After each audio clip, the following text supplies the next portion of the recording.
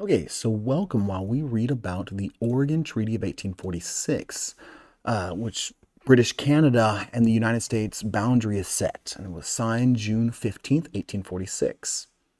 Originally inhabited by Native Americans, the region that became the Oregon Territory was explored by Europeans first by sea. The first documented voyage of the expedition was made in 1777 by the Spanish, and both British and American vessels visited the region not long thereafter.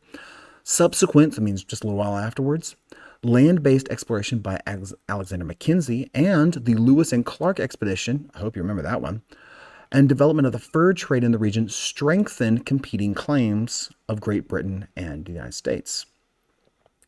The competing interests of the two countries were addressed in the Treaty of 1818, which allowed a joint occupation by British and the Americans of a vast Oregon country, is what it was called, or at least by the American side, that comprehended the present-day U.S. states of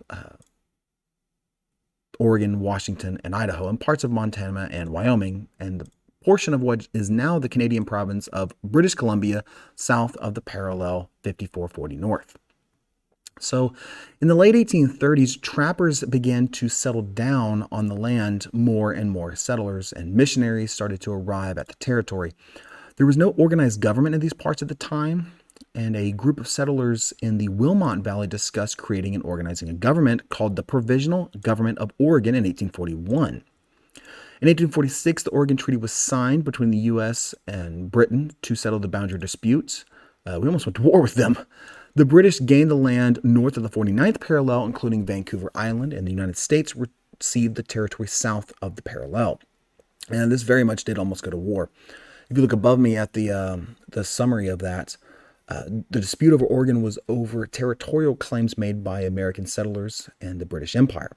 The Democratic Party claimed the line should be at 5440, and Polk offers the 49th parallel as a compromise. But when he refused, he says, I guess I'll have to let my party win out, and we'll just have to go to war with Great Britain for a third time. And his slogan when he runs for president is 5440 or fight. And the bluff works, and Great Britain agrees to the 49th parallel compromise, and so that's why that line is there today that divides Oregon from Canada. So, hope you're learning, and I hope you're having fun.